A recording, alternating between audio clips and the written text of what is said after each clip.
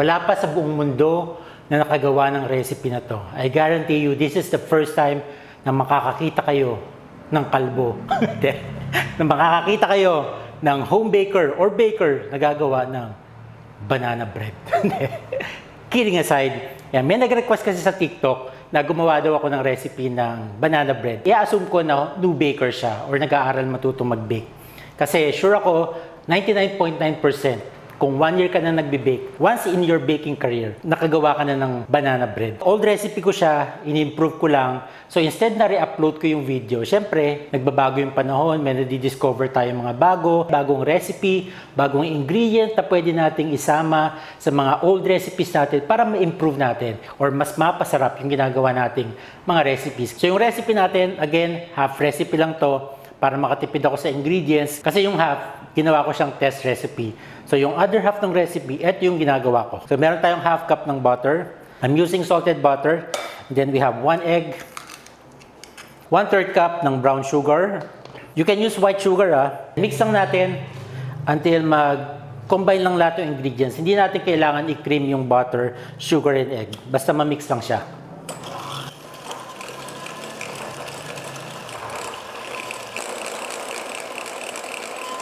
Ang pinaka main ingredient natin, yung banana. So dapat meron tayong overripe banana. Ginawa ko dito, bumili ako sa grocery ng slightly overripe. And then pag uwi ko ng bahay, finreezer ko siya ng 2 days. And this is the best banana to use for the banana bread. Yung darken na siya.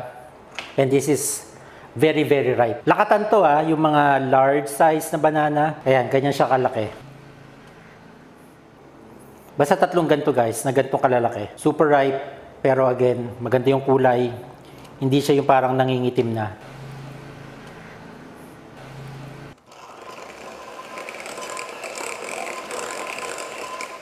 Ganun lang. Mga 5 seconds lang. Tapos lalagyan natin ng yogurt. This is vanilla yogurt.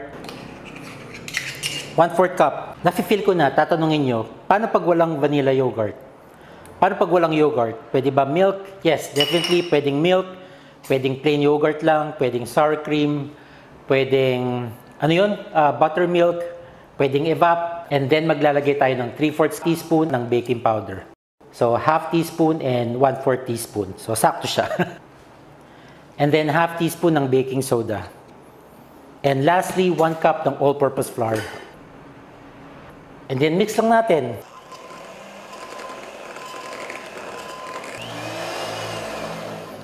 Mabilis na haluan lang, just until wala na kayo nakikitang traces ng flour sa mixtures. And then, ta-transfer na natin sa baking loaf or baking pan, round pan. Transfer na natin yung ating banana bread batter. Banana bread, banana loaf, banana cupcake, depende kung saan yung ilalagay.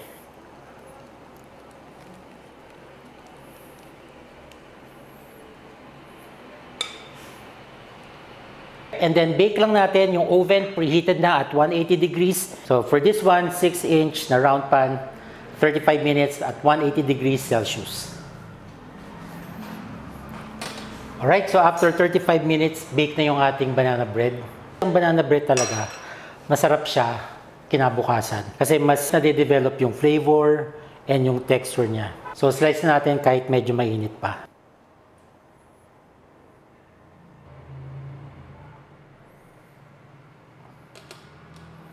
Like I said earlier, pwede kayong gumamit ng milk, ng buttermilk, ng sour cream in replace of yogurt.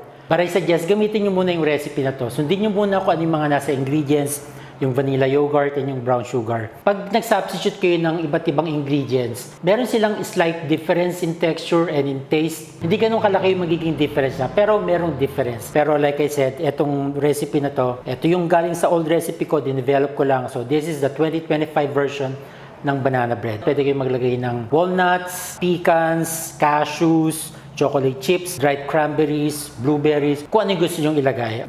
So gawin nyo na guys. Sarap!